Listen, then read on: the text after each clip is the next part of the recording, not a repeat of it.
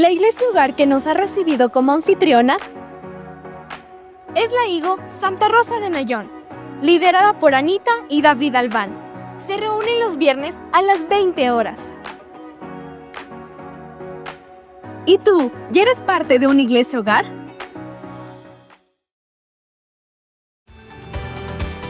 Familia Chapel, les invitamos a inscribirse a un nuevo ciclo del Centro de Equipamiento Verbo, CEF. Las clases empiezan el miércoles 12 de noviembre, de forma virtual. Para más información e inscripciones, consulta con el líder de tu iglesia hogar.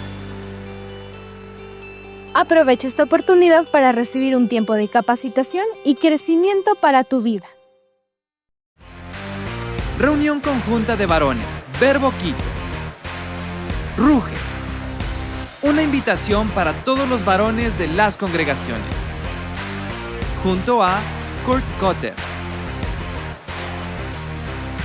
Viernes 7 de noviembre, a las 7:30 p.m. y el sábado 8 de noviembre, de 9 a 11 de la mañana, en el salón principal de Verbo Mañosca. Familia Chapel, les invitamos a seguirnos en nuestras redes sociales. Encuéntranos como Chapel by Verbo y mantengámonos siempre conectados.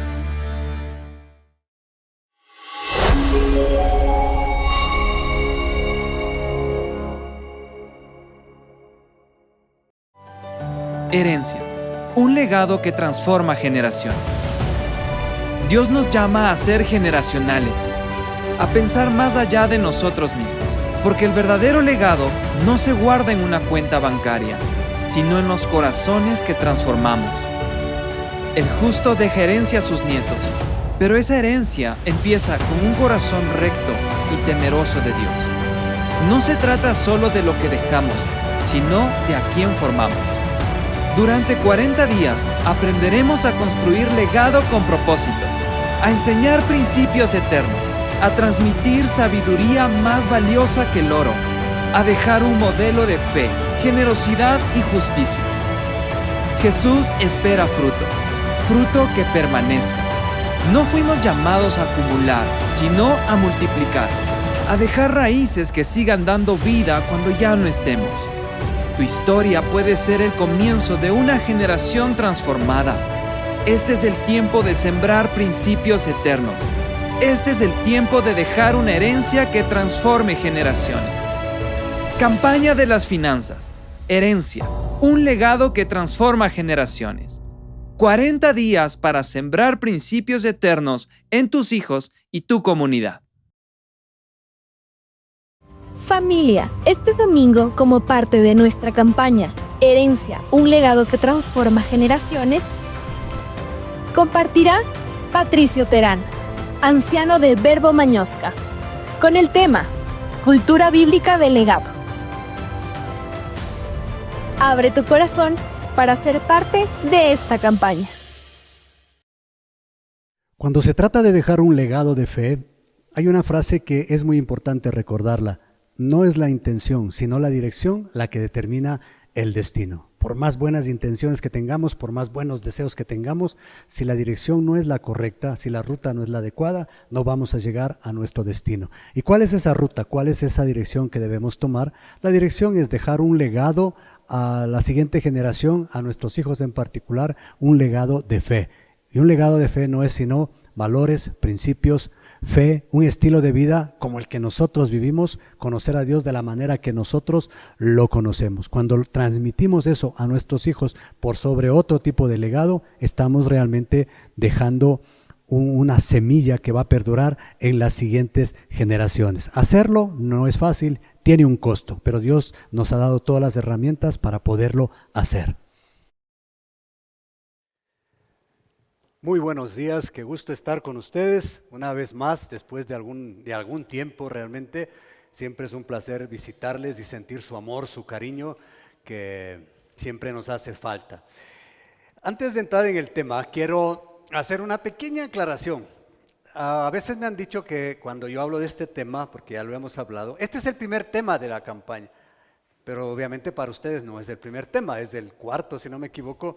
Entonces, tienen que verlo como el primero, es decir, para captar todo su sabor, tienen que verlo como el primer tema.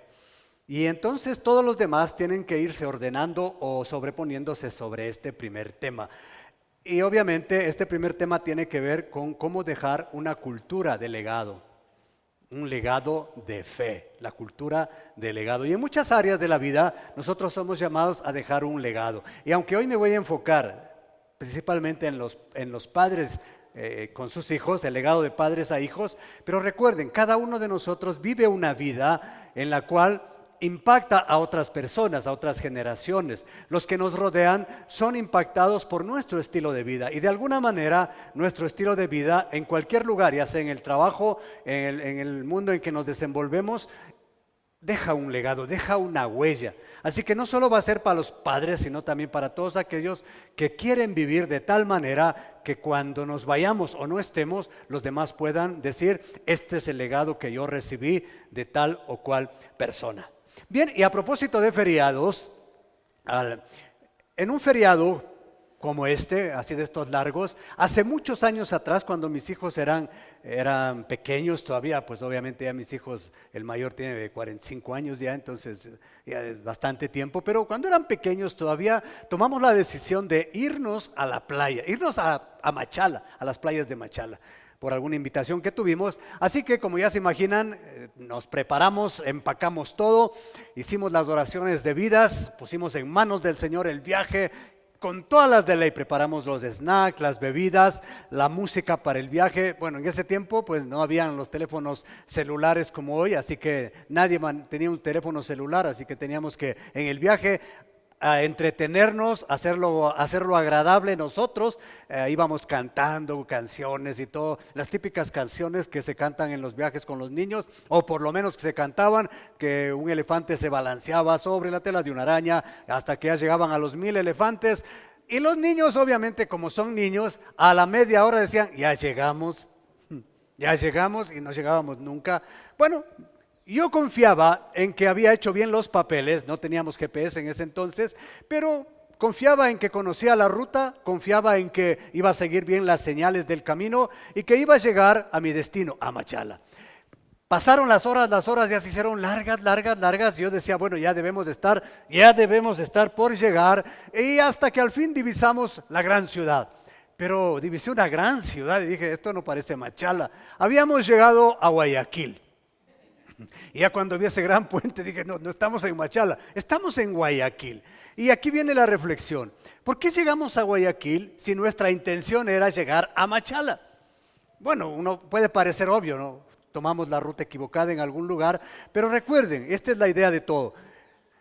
No es la intención, sino la dirección la que determina el destino. Nosotros teníamos todas las buenas intenciones, hicimos todo. Oramos, ayunamos, decimos todo para llegar a Machala, pero no llegamos a Machala sino llegamos a Guayaquil. ¿Por qué? Porque no es la intención, no son los deseos, sino la dirección que marcamos la que determina el destino. Y ahora, esto que puede parecer no muy relevante, y de plano no lo es cuando se trata de un paseo, porque al final te demoras un poco más, recompones la ruta y regresas. Pero es súper vital cuando se trata de dejar un legado a nuestros hijos. Cuando hablamos de dejar un legado, ya no podemos cometer este error, porque ya no hay tiempo de regresar.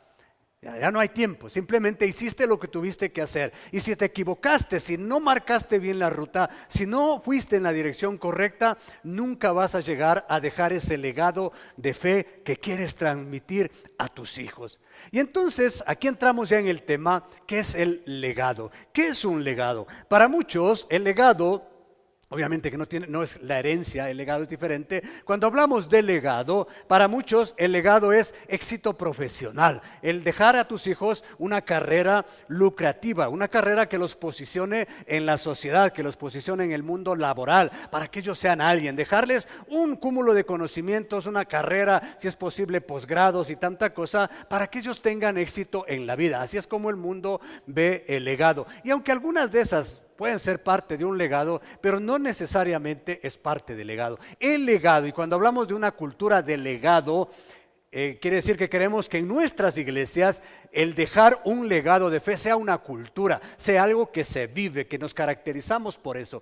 Y entonces el legado de fe es transmitir valores, es transmitir principios, es transmitir un estilo de vida, algo que tú vives, algo que para ti es valioso, es importante transmitírselo a nuestros hijos o a otras personas sobre las cuales nosotros tenemos influencias. De eso se trata el legado de fe, que ellos vivan como nosotros vivimos, que tengan las prioridades que nosotros tenemos. ¿Y de dónde sale esta idea de legado de fe? Dios quiere que tú dejes un legado de fe a la siguiente generación. Veamos un pasaje, Malaquías capítulo 2, versículos 13 al 15. Voy a ponerle solo en contexto y poner el versículo 15. El contexto es el siguiente. Israel, el pueblo de Israel, especialmente las familias, estaban quejándose con Dios, diciéndole: Dios, creemos que estamos viviendo una vida correcta, hacemos todo lo que tú nos has mandado, es decir, hacemos sacrificios, nos reunimos. Si lo ponemos en el tiempo de hoy, diríamos: mira, Señor, nos reunimos todos los domingos, nos reunimos en iglesia de hogar, te damos adoración, damos nuestras ofrendas, damos nuestros diezmos, hacemos ayunos, estamos en todas las cosas, pero no nos está yendo bien, no vemos tu mano, no vemos tu favor. Al contrario, tal parece que no nos escuchas. Y entonces el Señor en este contexto les da la razón por la cual nada está funcionando y por la cual no les escucha. Y Él les dice: el problema está en lo que ustedes están haciendo con su familia. No están viviendo conforme a mis normas. Es decir, sus familias están perdiendo el rumbo, les dice Él. Y me voy al versículo 15 y Él dice lo siguiente, y aquí está el tema del legado. ¿No te hizo uno el Señor, uno con tu esposa? Él está diciendo: mira, ustedes son uno como pareja, en cuerpo y espíritu ustedes son de Él. ¿Y qué es lo que Él quiere de esa unión? ¿Qué es lo que Él quiere de tu unión matrimonial, de tu matrimonio, de tu familia? Él dice que quiere hijos que vivan para Dios. Y aquí está Dios diciendo: yo quiero un legado. ¿Y cuál es el legado que tú como esposo y esposa, como familia, tienes que darme a mí? Dice el Señor: tienes que darme hijos que vivan para mí. Y eso es todo. En otras palabras, el gran propósito de la pareja, de la familia, es darle a Dios hijos que vivan para Él. No solo hijos exitosos, no solo hijos que alcancen el éxito en la escalera laboral o profesional. No, Él dice: quiero hijos que vivan para mí, dice Dios. Esa es tu tarea y ha sido nuestra tarea como padres. Forjar hijos que vivan para Dios. Y eso es dejar un legado. Cuando tus hijos también viven para servir a Dios, entonces estamos hablando de que hemos dejado un legado. Pero ¿cuál es la realidad actual? ¿Cuál es la realidad de las familias cristianas en el mundo? Se hizo una encuesta en los Estados Unidos. Estados Unidos es el país de las encuestas para todo.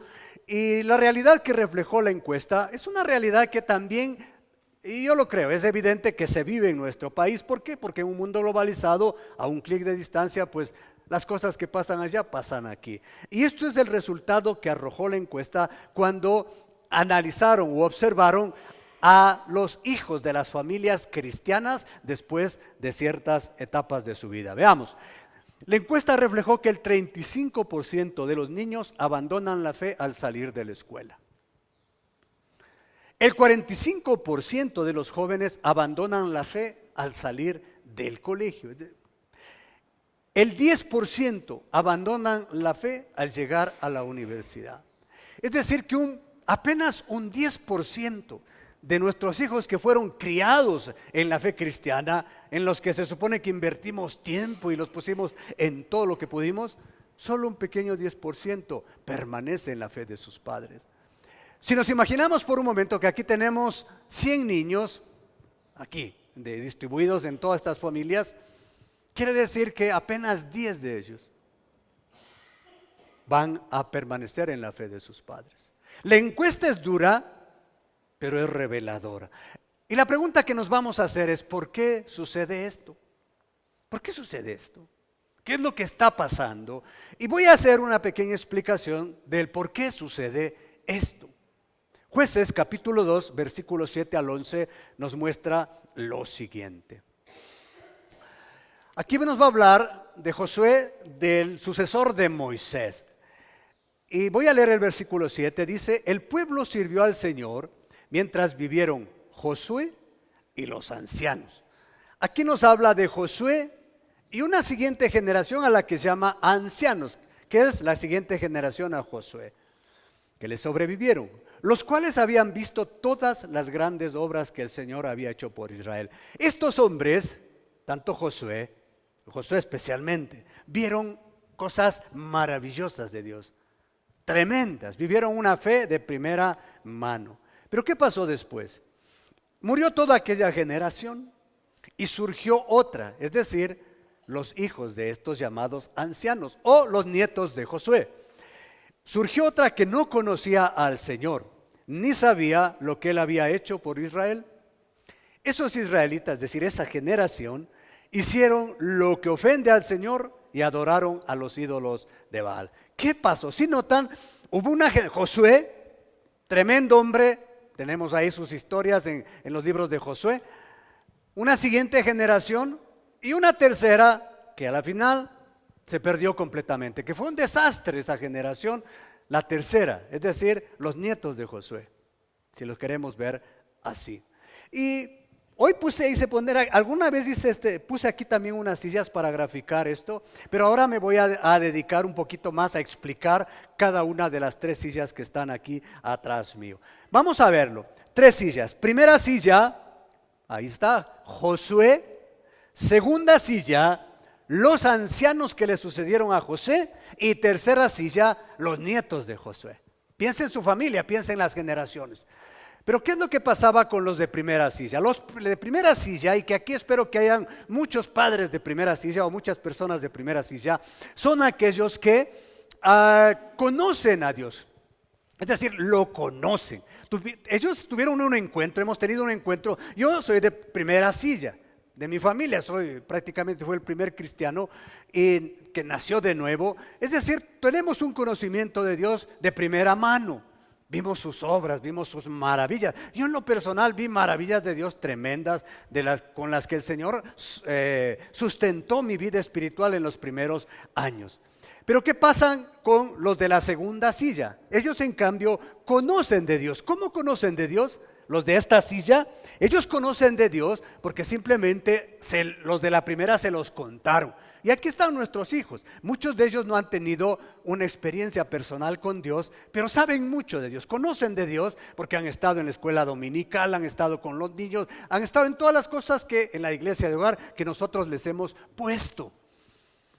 Y en la tercera silla, que sería esta, y a los de acá ya no conocen a Dios. Se va degradando, ya no conocen a Dios. Los de la primera silla tienen una fe personal, muy personal. Para ellos Dios es personal, es real. Los de segunda silla tienen una fe prestada. Ya es la fe de sus papás. Sí, mis papás son cristianos y vamos a la iglesia con ellos. Y los de la tercera no tienen fe. Esos son los que ya abandonaron todo. Ya no tienen fe. A los de la primera silla, cuando usted está sentado en esta primera silla, lo que le define son las convicciones, el compromiso. Usted vive por convicciones, hace las cosas que hace porque está convencido. Los de la segunda silla, su palabra es las que los define es concesiones. Ellos ya hacen muchas concesiones. Ya no creen realmente que Dios quiso decir lo que dijo, sino que eso va cambiando y va a depender de las circunstancias. Sus decisiones, los de la tercera silla, en cambio, viven en una total confusión. Ellos están totalmente confundidos, no saben qué creer ni qué hacer. Los de la primera silla creen a rajatabla en la Biblia. Yo sé que aquí hay papás de primera silla, hombres de primera silla, creen en la Biblia, dicen, no, este es mi GPS, este es mi guía, este es mi faro, por este me guío, lo que dice yo lo hago. Los de segunda silla, ellos sí respetan la Biblia, por supuesto que la respetan. Dicen, sí, yo creo que es palabra de Dios, pero sus decisiones mayormente la toman por la opinión de otros cristianos o por la opinión de personas que parecen que tienen opinión importante. Ya no necesariamente se rigen 100% a lo que dice la Biblia. Y los de la tercera, obviamente, ellos siguen las direcciones del mundo, de la sociedad, mayormente de los influencers. Ellos les dicen cómo deben vivir su vida. De los gurús del comportamiento o de la autoayuda. Esa es su guía, los de tercera silla. Y entonces, aquí veamos el problema. ¿Por qué sucedió todo esto de lo que hablamos? Porque con esa pregunta comenzamos a examinar las sillas. No es garantía, ojo, el estar en primera silla, porque usted puede decir, bueno, yo sí estoy firmemente sentado, soy un cristiano de primera silla. Y es cierto, no lo dudo. Pero el estar sentado en primera silla no necesariamente te garantiza que vas a dejar un legado de fe a la siguiente generación. Y si no, veamos el caso. Aquí estamos, Josué era de primera silla, sí, claro que sí. Los que le sucedieron, segunda silla. Y los terceros, tercera silla. ¿Qué pasó? David, veamos el caso de David. David, ¿quién va a dudar? El hombre conforme al corazón de Dios. Era un hombre de primera silla. ¿Quién lo duda? Nadie. Pero el estar en la primera silla no es garantía, ni para David fue garantía. Salomón, su hijo, ya se sentó en la segunda silla. Y Salomón no fue un gran padre que digamos. No siguió las huellas 100% de su papá. Y Roboán, el hijo de Salomón, fue un desastre total. Guió a Israel a la idolatría. Ya lo vamos a explicar mejor. En otras palabras, hay algo que no estamos haciendo bien a pesar de estar sentados en la primera silla. Y eso es lo que Dios quiere que nosotros reflexionemos. Si queremos en verdad dejar un legado espiritual de lo que sea a la siguiente generación, no basta con estar en primera silla. Es decir, las intenciones no son suficientes. El nivel espiritual que tú tengas no es suficiente. Es la dirección la que va a determinar si dejas o no un legado de fe. Es la dirección. ¿Y cómo nos aseguramos de ir en la dirección correcta? Vamos a verlo. Jueces capítulo 13. Jueces capítulo 13, capítulo un poco largo. Yo voy a centrarme solamente en el versículo 8, pero igual les pongo en contexto para que ustedes lo puedan leer. Jueces capítulo 13 es la historia de Sansón, del fortachón, del nacimiento de Sansón, de los padres de Sansón y de Sansón. Esta es una historia típica del Antiguo Testamento. En el Antiguo Testamento muchos de los grandes personajes, como Juan el Bautista y otros más, vienen al mundo porque sus madres eran estériles. Había esterilidad y aquí no es la excepción. La madre de Sansón era estéril, no nos dice su nombre. Su padre, de él sí sabemos el nombre, Manoah, papá Manoah, mamá no sé el nombre, era estéril. No tenían hijos, anhelaban tener un hijo. Y en una de esas situaciones en donde oran al Señor para tener un hijo, el ángel del Señor se les aparece.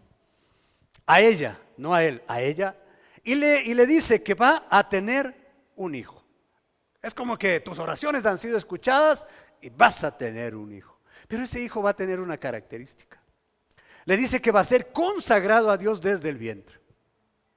Es decir, no es un niño especial, no es un niño normal, es especial.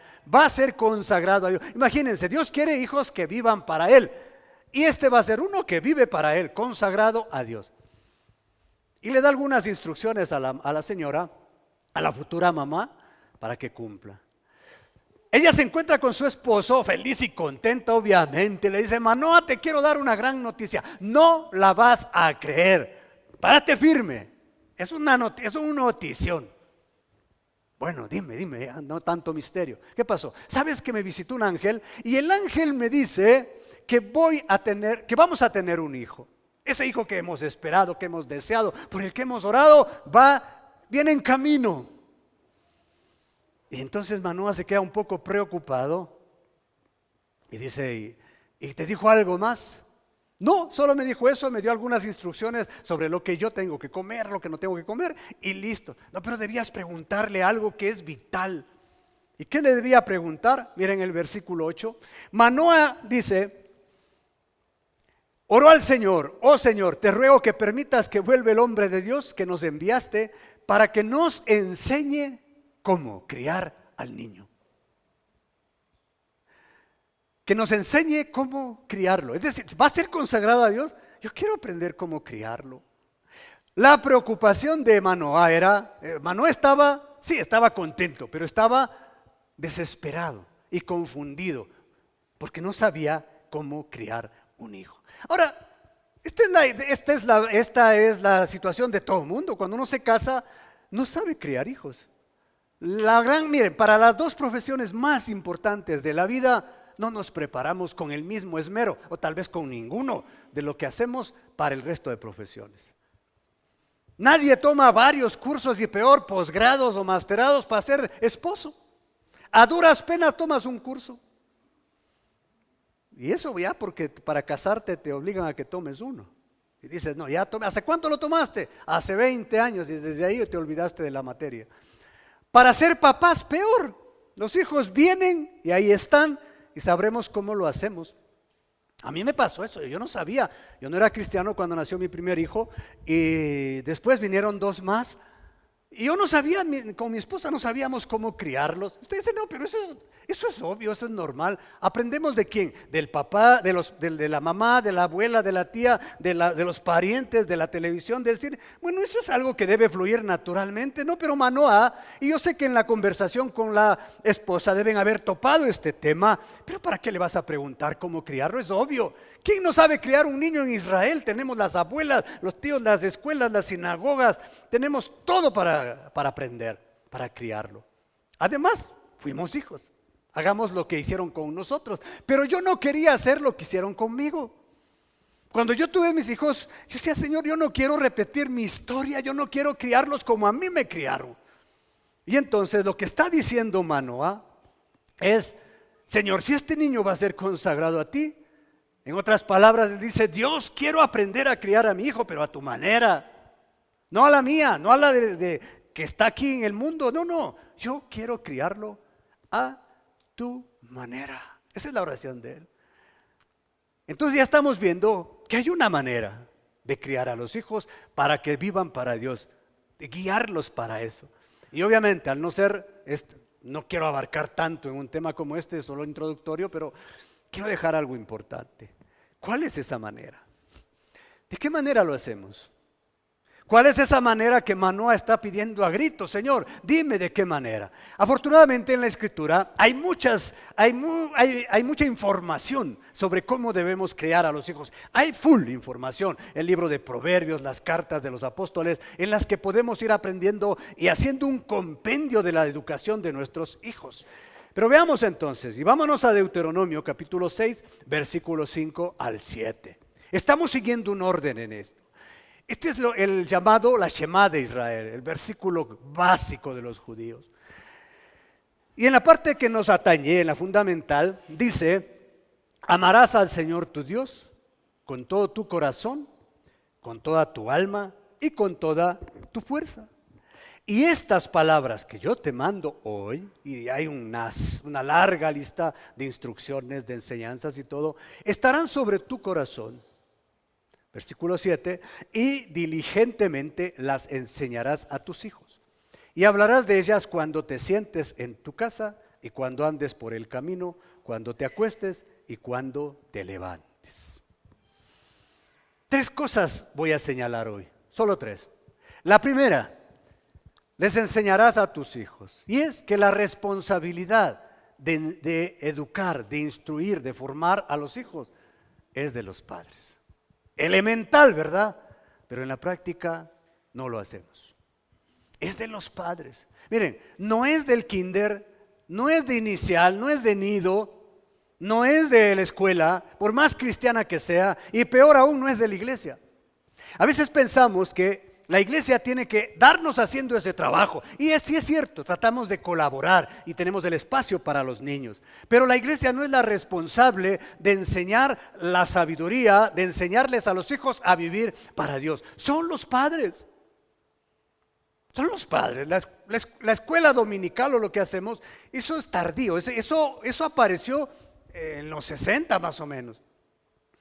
No había eso, y nació con otro propósito, por supuesto, que no era el de enseñar sabiduría a los hijos. Pero bueno, no es de otras instancias, es nuestra.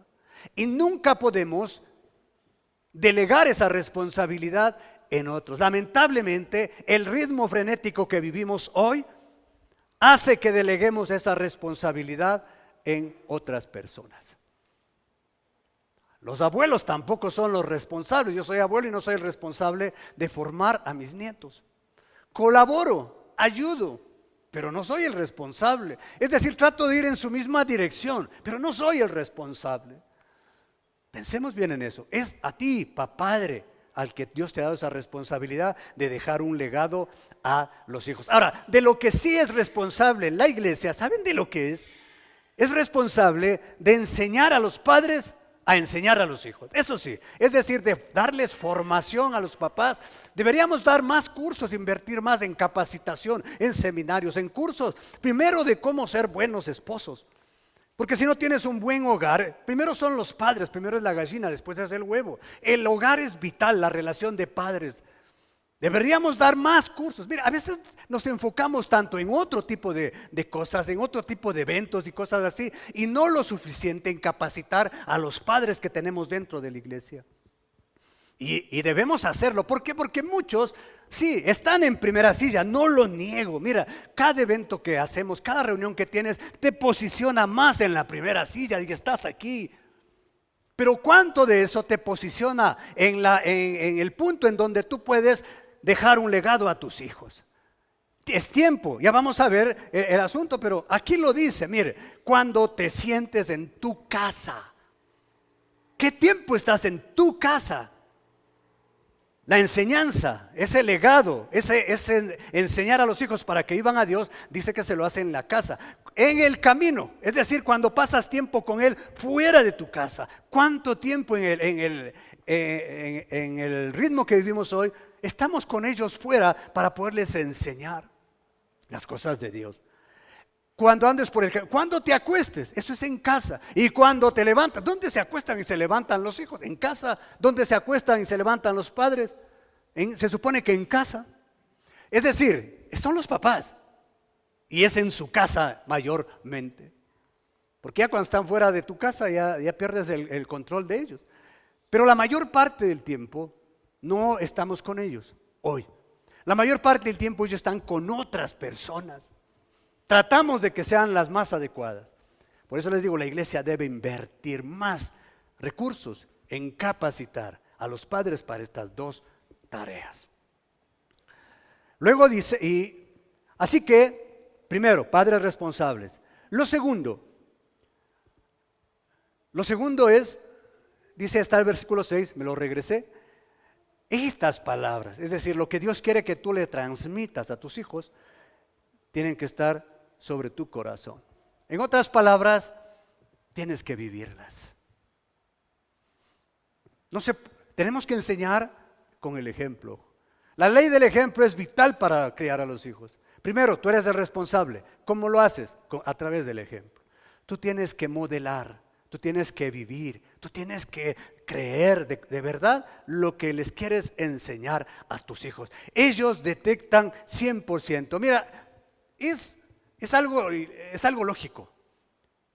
Los hijos se van a dar cuenta que lo que tú les estás diciendo, que lo que tú les estás tratando de inculcar, tú no lo estás viviendo. ¿Por qué? Porque los valores no se imponen, los valores se modelan. Se modelan. Miren, a los hijos, de todo lo que les digas, a los hijos, ellos van a recordar solo el 10%. Pero siempre los va a acompañar el 90% de lo que te vean hacer. Si tú vives correctamente, es decir, si tú en tu hogar, en el trato con tu esposa, con tu esposo, el cómo se relacionan, el cómo manejan el dinero, en cómo manejan los conflictos, en cómo manejan todo, ellos lo ven, lo perciben, en cómo tú te manejas afuera, cómo manejas todo tu mundo, ellos lo ven. Cuando pasan tiempo contigo. Si no pasan tiempo contigo no van a ver a otras personas que quizás modelan otro tipo de valores. Y entonces aquí está el ejemplo. El ejemplo es vital. Si queremos dejar un legado de fe, necesitamos vivir. Y aquí sí vale la pena estar en primera silla. Ojo, si yo me siento en primera silla, quiere decir que sí estoy viviendo algo de acuerdo a lo que Dios dice. El ejemplo es vital. Ahora, ¿qué pasó David, Salomón y Roboam? No funcionó. Miren, el hijo de Salomón, Roboam, fue un hombre, Salomón es el hombre más sabio que ha existido. Ahí tenemos los proverbios, están ahí. Y en los proverbios hay cualquier cantidad de instrucciones para los hijos. Y él dice que lo escribe para instruir a su hijo. Es decir, conocimiento a Salomón no le faltó. Las instrucciones, lo que escribió Salomón era lo más correcto y nosotros nos basamos en ellas hoy. Pero ¿por qué no le funcionó con Roboam? Porque lamentablemente él no dio el ejemplo apropiado. En algunas cosas escribió cosas maravillosas, pero no las hizo. Su ejemplo no fue el mejor. Él se casó con mujeres extranjeras, contraviniendo la ley de Dios, y con muchas, ni siquiera con una o dos, demasiadas. Y estas mujeres le llevaron tras ídolos. Se entró en idolatría, a adorar a otros ídolos, dejando al Dios de Israel, y llevó a Israel a la idolatría. Desgarró la nación de Israel en su tiempo. Se partió, se desgarró Israel. Ese fue el ejemplo que miró Roboam. Y por eso la historia de Roboam, si ustedes la leen, es un desastre. Es el peor periodo de Israel. ¿Pero qué pasó? ¿Era el hombre más sabio del mundo? Sí, pero no lo hizo desde el ejemplo. No fue el ejemplo a imitar de Roboam. Y Roboam de pronto no hacía mucho caso a las instrucciones, veía el ejemplo. Por lo tanto, tenemos que esmerarnos en ser el mejor ejemplo para nuestros hijos, que nuestras acciones vayan de acuerdo con nuestras palabras, que lo que decimos esté de acuerdo con lo que hacemos. Eso es integridad, eso nos da autoridad moral. Si no, los vamos a perder. Y lo tercero, me regreso al versículo 7, y está ahí resaltado, lo que está resaltado es lo fundamental. Hay que hacerlo diligentemente. Es decir, lo primero, somos responsables los padres. Y lo quiero extender un poco más, como les decía al grupo de siervos que estaban en la mañana. Si tú lideras a un grupo de personas, si tienes otros que están bajo tu liderazgo, también tienes que aplicarte esto.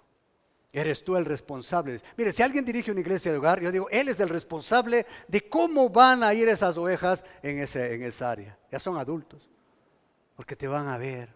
No lo que enseñas. Mire, podemos enseñar. A la final, ustedes no saben, yo puedo enseñar lo mejor hoy, pero no saben qué hago en mi vida privada, en mi casa, en mi hogar. Y con un liderazgo es igual. Podemos dar las mejores enseñanzas, pero es lo que ellos van a ver en ti. Y solo lo van a ver cuando pasan tiempo contigo. También lo puedes aplicar en esas áreas. Pero diligentemente. ¿Qué es ser diligente? Diligente, en el sentido original de la palabra, esa es alguien que hace algo, cumple una tarea, pero lo hace rápido. Lo hace con mucho esmero, con mucha atención, con mucho esfuerzo. Es decir, no pierde el tiempo. Mire, y en esto de dejar un legado a los hijos, no podemos perder el tiempo, porque no hay cómo regresarlo. Mientras más temprano comiences, mejor. Me encanta ver a esos padres con los bebés de brazos. Ese es el tiempo más adecuado, los primeros 8 años. La formación es vital. Es en donde se va a formar toda esa visión del mundo que tiene el niño. ¿Y qué es lo que queremos transmitirle? Una visión bíblica del mundo. No una visión de este sistema del mundo, una visión bíblica. Es decir, que él vea el mundo y todo lo que implica a través de los lentes de la Escritura. Y los primeros años son vitales. Enseñarles el temor a Dios, enseñarles la obediencia a los padres, enseñarles a guardar su mente, enseñarles a escoger sus amigos, enseñarles a administrar el dinero y cosas así. Pero en base a la Escritura, en base a la palabra. Así que diligentemente, rápido, con esfuerzo, implica esfuerzo, trabajo, prontitud, esmero, enfoque. Pero esto tiene un costo, hacer esto tiene un costo. ¿Cuál es el costo de esta tarea? El costo de esta tarea sí es alto. Sí es alto. Yo hubiese querido saber más sobre esto cuando yo fui cristiano. Yo crecí en una iglesia en donde 9 años estuve en una iglesia, no en Verbo. Después de 9 años pasé a Verbo. Pero en la iglesia que yo estuve nunca recibí nada sobre el tema. Es decir, era una iglesia hermosa, evangelística hasta los tuétanos. Pero todo era evangelismo, oración, ayuno, oración, evangelismo, evangelismo, oración, ayuno. Pero nunca recibí un curso para padres. En 9 años nunca recibí un curso de matrimonios. Peor aún de cómo ser padres. Y sí me hizo falta. Pero obviamente no es la excusa, porque hoy los recursos son ilimitados. Tú puedes ir a una librería y comprar un buen libro de un autor cristiano serio, puedes pedir referencias, lo que sea, y empezar a aprender. Yo aprendí así. Me hice ratón de la biblioteca para ver, bueno, ¿cómo me transformo en un mejor padre? ¿Qué debo hacer? ¿Cómo disciplino a mis hijos? ¿Cómo les instruyo? ¿Cómo les enseño? Bueno, ya que no me enseñaban ahí, pues tenía que buscar la manera de hacerlo. Por eso es importante también el trabajo de la iglesia. Pero eso digo, eso tiene un costo. ¿Y cuál es el costo? El costo es que tú vas a tener que invertir mucho de tu tiempo en tus hijos. Y eso implica sacrificar otras áreas de la vida. Mira, implica sacrificar a veces el ocio, la recreación. Si tú dices, bueno, antes de tener tus hijos decías, bueno, tengo la libertad de irme a jugar vóley, fútbol, básquet, a la piscina y esto. Ahora cuando tienes los hijos ya tienes que entender que ya no puedes hacer muchas de esas cosas. Inclusive yo conozco familias que han tenido que parar un poco su carrera laboral o su carrera académica para dedicarse a sus hijos, para darse tiempo. Conozco mujeres que han tomado decisiones, dicen, no, bueno, yo sé que va a ser difícil salir con un salario, pero me voy a dedicar estos primeros años a mis hijos. ¿Es un costo? Sí. ¿Es grande? Sí, porque tal vez no vas a tener la casa de la revista, o sea, así con todos los lujos que a veces pensamos. Tal vez no vas a tener el carro del año, tal vez sí vas a sufrir. Pero ¿qué estás haciendo? Invirtiendo en la vida de tu hijo. ¿Por qué? Porque estás convencido, porque recuerda, si eres de primera silla, vives por convicciones. Y tú estás convencido de que vale la pena dejar un legado, de dejar hijos que vivan para Dios. Vale la pena. Entonces, hay un costo. Hay un costo. Hay cosas que te gustan y vas a tener que bajar el ritmo, las vas a tener que sacrificar. En esas etapas iniciales especialmente es cuando más se necesita a los niños. Los niños te necesitan a ti. A papá y mamá, por supuesto. Es decir, toca enfoque. Y recuerda, tú puedes decir, no, pero nuestras intenciones son darle lo mejor. Sí, pero para cuando le des lo mejor, ya su cabecita, su neuroplasticidad ya llegó al punto en donde él ya formó lo básico, los valores básicos. Sí, sigue desarrollándose y todo, pero ya se formó. ¿Y de qué le va a servir lo demás? Recuerda, Dios quiere hijos que vivan para Él y que le enseñes eso. Y eso tiene un costo, pero la recompensa es grande. Y la recompensa la dice Salomón, Proverbios 22:6. Él dice, instruye al niño en el camino. Es decir, si te haces responsable tú, si enseñas con el ejemplo y lo haces diligentemente, esto es lo que puede pasar. Aún en su vejez no lo abandonará. Quiere decir que va a ir por el camino que tú le has señalado. Va a ir por el camino por el que tú has ido. Va a vivir la vida que tú has vivido. Va a amar al Dios que tú amas. Y eso da satisfacción. Da una enorme satisfacción ver a tus hijos sentarse en primera silla. Es una enorme satisfacción. Duele que no estén en primera silla. Que estén en segunda. Bueno, en segunda es como pasable. O que estén en tercera. Pero les digo algo que puede parecer contradictorio. Es más fácil, con comillas fácil, pasar de la tercera silla a la primera. Así es como nosotros pasamos. Puedes no conocer nada de Dios, puedes estar viviendo en pecado, pero un día Dios te toca el corazón y te arrepientes y saltas a la primera silla. Lo conoces de manera personal, lo amas, estás agradecido con Él y quieres vivir para Él. Primera silla, te fuiste para allá. Pero es más difícil pasar de la segunda a la primera, porque piensas que estás bien, que lo que tienes es suficiente. No quiero ser un fanático, así que con un poco que me dedique está bien. No. El de primera silla sí le van a decir que es fanático. El segunda se ve bien en todo lado, es más light. Por eso digo, es más difícil de segunda pasar a primera, pero no es imposible. Legado de fe tiene que ver cómo vivimos. Yo no sé cuántos de ustedes han visto esta película que se llama El Último Samurái. Si no la han visto, les recomiendo verla en este contexto. Es la historia de un capitán del ejército de los Estados Unidos, perseguido por una serie de recuerdos de sus campañas militares con los indios y todo, y atrocidades que cometieron. Y la historia se desarrolla en la época Meiji, en Japón, cuando estaban haciendo la transición de dejar el Japón feudal, el Japón a ese Japón antiguo, y modernizarse y entrar en un Japón moderno. Y entonces este capitán es contratado obviamente por sus méritos, es contratado por el gobierno de Japón para entrenar a los soldados japoneses, porque van a hacer un cambio. ¿Cuál es el cambio? Van a pasar de los arcos y las flechas, de las espadas, a las armas de fuego, a las ametralladoras, a los cañones. Y entonces él es el encargado de entrenar a ese ejército. Y se va a encontrar en una lucha frontal con los samuráis. Y ahí está con Katsumoto. Ese es el último samurái. Katsumoto lidera a los samuráis, los que representan el pasado, la tradición de Japón. En el primer enfrentamiento, el capitán Algren es capturado y lo llevan al campamento de los samuráis. Y ahí pues vive bajo el código y conoce el código del Bushido,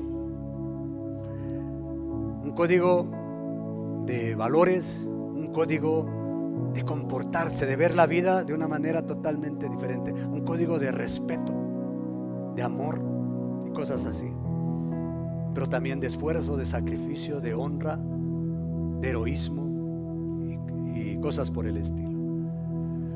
Tanto se compenetra el capitán Algren que se vuelve un samurái.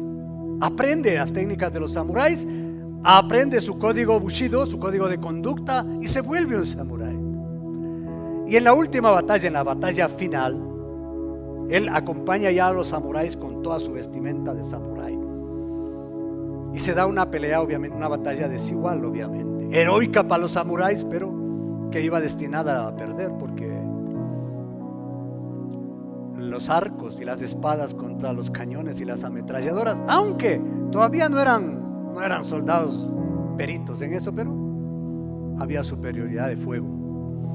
Los samuráis son barridos, son aniquilados, y Katsumoto hasta el final muere heroicamente, defendiendo sus valores, sus principios y su amor al emperador. Nuestro héroe Abdón Calderón queda corto en la manera en que muere Katsumoto. Corto queda. Y entonces el capitán Algren sobrevive con muchas heridas, pero sobrevive.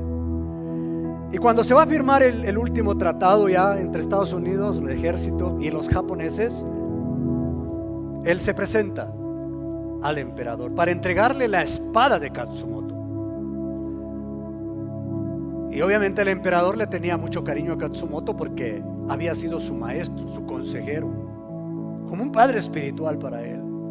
Y emocionado, el emperador le dice al capitán Algren, cuando ya le cuenta y todo lo que pasó, le dice: cuénteme cómo murió.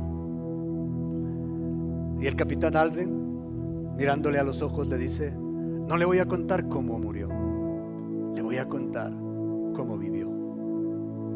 Y eso es lo más importante en la vida, que cuando tú no estés aquí, no cuenten cómo moriste, porque quizás no morimos de una manera tan heroica ni tan llamativa como ellos. Tal vez moramos en un hospital con alguna enfermedad terminal o lo que sea. Pero la pregunta importante que hagan es: ¿cómo viviste? ¿Cómo vivió? Y que tus nietos, tus hijos y otras generaciones digan, ¿cómo vivió? Supe que era cristiano, supe esto, cuéntame cómo vivió. Y que nosotros podamos vivir una vida que honre al Señor y que deje un legado de fe a la siguiente generación. Vamos a ponernos de pie, vamos a orar.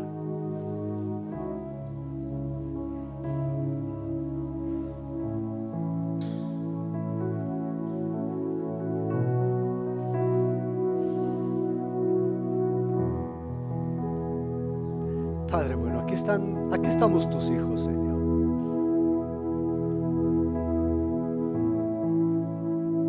Yo sé que si el Espíritu Santo te ha estado hablando el día de hoy, hablando a tu corazón, y tú has estado reflexionando sobre lo que estás haciendo o lo que has hecho, pero Dios quiere que enmendemos, que rectifiquemos el rumbo, que recalculemos, que nos reposicionemos.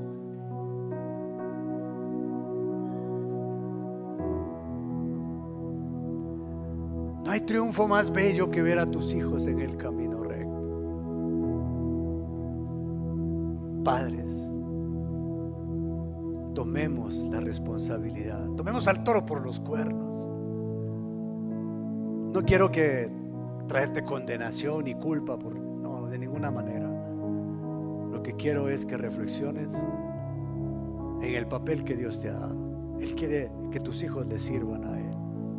Y medianamente hoy has podido aprender, que no creo haberte dado toda la claridad, pero medianamente hoy sabes lo que tienes que hacer. Y es mi anhelo, es mi deseo, es el deseo del corazón del Señor, que nosotros le demos esa generación de hijos que vivan para Él. Padre, en el nombre de Jesús, levanta padres diligentes, esforzados, que paguen el precio, que estén dispuestos a pagar el precio por criar bien a sus hijos en el temor del Señor. Mi buen Señor, gracias, gracias Señor, gracias Padre, porque tú estás levantando una nueva generación, Señor, de hombres que deciden permanecer en primera silla, que dicen, no, yo voy a ser un cristiano de primera silla, pero no me voy a conformar con ser de primera silla, sino que también voy a trabajar diligentemente con mi ejemplo, voy a inculcar tus valores, tus principios, tu palabra, una manera de vivir a mis hijos, para que ellos también te conozcan como yo te conozco y te sirva. Gracias Señor, porque sé que tu Espíritu Santo me da el poder, la capacidad de hacerlo. El Espíritu Santo va a suplir familias, el Espíritu Santo esposos, va a suplir tus deficiencias, va a suplir tu necesidad, va a suplir tus carencias. Si lo decides hacer, Él será tu guía, Él será quien te ayude, Él será quien te acompañe. No estás solo en esa tarea. Dios no nos da una tarea para realizar, para la cual no nos capacita. Él te va a capacitar, Él te va a instruir, Él te va a fortalecer para que todo te salga bien. Amén, amén. Bendiciones a todos, nos vemos en una próxima oportunidad.